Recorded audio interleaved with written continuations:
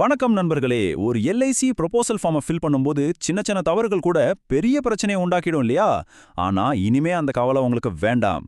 இன்னைக்கு நாம இந்த ப்ரொபோசல் ஃபார்மை எப்படி 100% சரியா எந்த ஒரு பிழையும் இல்லாம ஃபில் பண்றதுன்னு ஸ்டெப் பை ஸ்டெப்பா பார்க்க போறோம். சரி, வாங்க ஆரம்பிக்கலாம். நம்ம எல்லா ஏஜென்ட்ஸ்க்குமே இருக்கிற ஒரு பெரிய பயம் இதுதான். எவ்ளோ கஷ்டப்பட்டு ஒரு ப்ரப்போசல் கொண்டு வந்திருப்போம், ஆனா அதுல தெரியாம பண்ற ஒரு சின்ன மிஸ்டேக், ஒரு கையெழுத்து விட்டிருந்தா கூட போதும், நம்மளோட முழு உழைப்பும் வீணா போய் பாலிசி ரிஜெக்ட் ஆயிடும். இதனால கஸ்டமருக்கும் நம்ம மேல இருக்கிற நம்பிக்கை குறைஞ்சிடும். அப்போ நம்ம முன்னாடி இருக்கிற முக்கியமான கேள்வி இதுதான். இந்த ரிஜெக்ஷனை எப்படி தவிர்க்கிறது? எப்படி நம்ம கொடுக்கிற ஒவ்வொரு ப்ரொபோசலையும் முதல் முறையிலேயே பாஸ் பண்ண வைக்கிறது? அதுக்கான ரொம்ப சிம்பிளான வழிகளை தான் இப்ப நம்ம பார்க்க போறோம். இன்னைக்கு நாம ஒரு 5 முக்கியமான பகுதிகளை பார்க்க போறோம். முதல்ல ஃபார்ம் ஃபில் பண்றதுக்கு முன்னாடி என்னெல்லாம் தயாரா வச்சுக்கணும்னு பார்ப்போம். அப்புறம் ஃபார்ம் 300 எப்படி கவனமா ஃபில் பண்ணணும், அதுல ஏஜென்ட்டா நம்மளோட பொறுப்பு என்ன, கடைசியா செக் பண்ண வேண்டிய விஷயங்கள், கையெழுத்துகள், அப்புறம் எப்போ ஞாபகத்துல வச்சுக்க வேண்டிய சில டிப்ஸ், இதெல்லாம் தான். சரி, நம்மளோட முதல் செக்ஷன். நம்ம ஃபார்மை கையில் எடுக்கிறதுக்கு முன்னாடியே நமக்கு தேவையான எல்லாத்தையும் கரெக்டா தயார் பண்ணி வச்சுக்கணும். ப்ரிப்பரேஷன் சரியா இருந்தாலே பாதி வேலை முடிஞ்ச மாதிரி தான். ஃபார்மை ஃபில் பண்ண ஆரம்பிக்கிறதுக்கு முன்னாடி உங்க கஸ்டமர் கிட்ட இருந்து இந்த டாக்குமெண்ட்ஸ் எல்லாத்தையும் கரெக்டா வாங்கிடுங்க. முதல்ல அவங்க கையெழுத்து போட்ட பயோடேட்டா ஃபார்ம், அப்புறம் Aadhaar card, PAN card, bank passbook copy இல்லனா ஒரு cancelled cheque, 2 passport size photo. ஒருவேளை அவங்க இப்போ இருக்கிற அட்ரஸ் வேறையா இருந்தா அதுக்குன்னு ஒரு தனி அட்ரஸ் ப்ரூஃப் கண்டிப்பா வேணும். இதுல போட்டோ பத்தின ஒரு முக்கியமான விஷயம் இருக்கு. கஸ்டமர் கொடுக்கிற போட்டோ கண்டிப்பா தெளிவா கொஞ்ச நாளைக்குள்ள எடுத்துதான் இருக்கணும். ரொம்ப முக்கியமா செல்ஃபி எடுத்து அனுப்பக்கூடாதுன்னு தெளிவா சொல்லிடுங்க. போட்டோ கொஞ்சம் ப்ரொஃபஷனலா இருந்தா ரொம்ப நல்லது. ஓகே, இப்போ நாம செக்ஷன் 2க்கு வந்தாச்சு. Proposal form 300. இதுதான் இந்த முழு ப்ராசஸோட இதயம்னே சொல்லலாம். இதுல இருக்கிற ஒவ்வொரு வரியும் ஒவ்வொரு கேள்வியும் ரொம்ப ரொம்ப கவனமா பொறுமையா ஃபில் பண்ணணும். ஃபார்மோட முதல் பக்கத்திலே இந்த இன்ஸ்ட்ரக்ஷன்ஸ் இருக்கும். இதை படிக்காம வேலையை ஆரம்பிக்காதீங்க. எல்லாத்தையும் பிளாக் லெட்டர்ஸ்ல தான் எழுதணும். கேட்குற கேள்விகளுக்கு எஸ் அல்லது நோன்னு தெளிவா பதில் சொல்லணும். தப்பா எழுதிட்டா அதை சரி பண்ண ஒயிட் இங்க் யூஸ் பண்ணவே கூடாது. இது ரொம்ப முக்கியம். இந்த ஸ்லைடுல பாருங்க, எது சரி எது தவறுன்னு ரொம்ப தெளிவா இருக்கு. ஏதாவது திருத்தம் பண்ணணும்னா ஒயிட்டிங் போடாம தப்பானதை ஒரு கோடு போட்டு அடிச்சிட்டு அதுக்கு பக்கத்திலே கஸ்டமர் கிட்ட ஒரு கையெழுத்து வாங்கணும். எஸ் நோ கேள்விகளை காலியா விடாம சரியான ஆப்ஷனை டிக் பண்ணுங்க. வெறும் கோடு இல்லனா டேஷ் போடாம முழுமையான பதிலை எழுதுங்க. ரொம்ப ரொம்ப முக்கியமான ஒரு விஷயம், கஸ்டமரோட பெயர் அவங்களோட ஆதார் கார்டுல எப்படி இருக்கோ ஸ்பெல்லிங், இனிஷியல், ஸ்பேஸ்னு ஒரு சின்ன மாற்றம் கூட இல்லாம அப்படியே ஃபார்ம்ல எழுதணும். ஒரு எழுத்து மாறினா கூட பாலிசி இஷ்யூ ஆகிறதுல பிரச்சனை வரலாம். ஸோ ஆதார் கார்டும் ஃபார்மும் 100% மேட்ச் ஆகணும். இங்க ஒரு முக்கியமான ப்ரோ டிப், பான் நம்பர். இதை எப்போதுமே 2 தடவைக்கு மேல செக் பண்ணுங்க.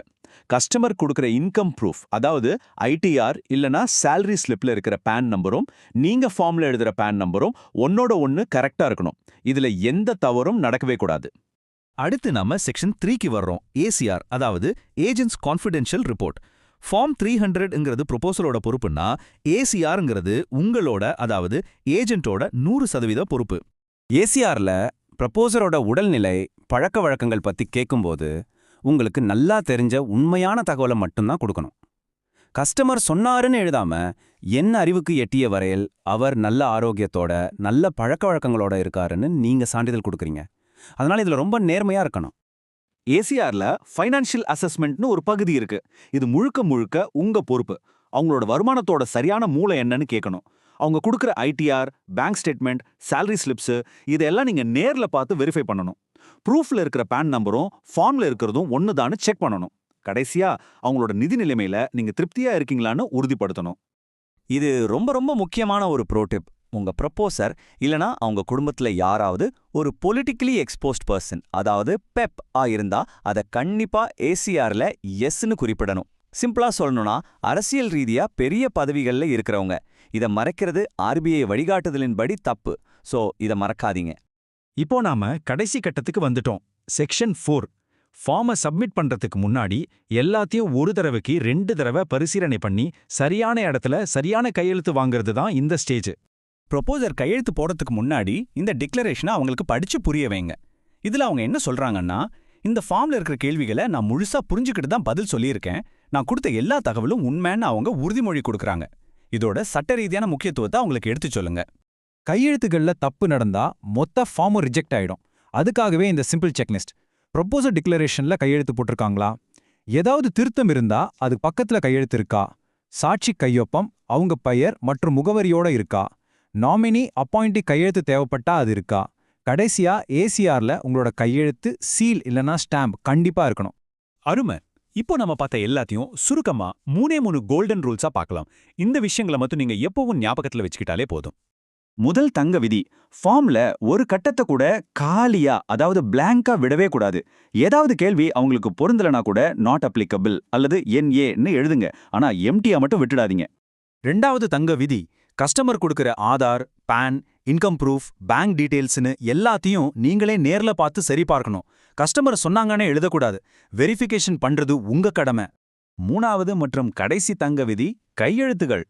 ப்ரப்போசர், சாட்சி, ஏஜென்ட், நாமினி, அப்பாயிண்டன்னு தேவையான எல்லா கையெழுத்துகளும் சரியான இடத்துல இருக்கான்னு 2 தடவை செக் பண்ணுங்க. நிறைய ஃபார்ம் ரிஜெக்ட் ஆகிறதுக்கு காரணமே இந்த கையெழுத்து பிரச்சனை தான். நாம இப்போ பார்த்த விஷயங்களை நீங்க சரியா ஃபாலோ பண்ணாலே போதும். உங்களோட அடுத்த ப்ரொபோசல் கண்டிப்பா 100% சரியா இருக்கும். என்ன, உங்க அடுத்த ப்ரொபோசலை ஒரு சின்ன தவறு கூட இல்லாம முறையிலே இஷ்யூ பண்ண நீங்க தயாரா? நம்பிக்கையோட பண்ணுங்க. வாழ்த்துக்கள்.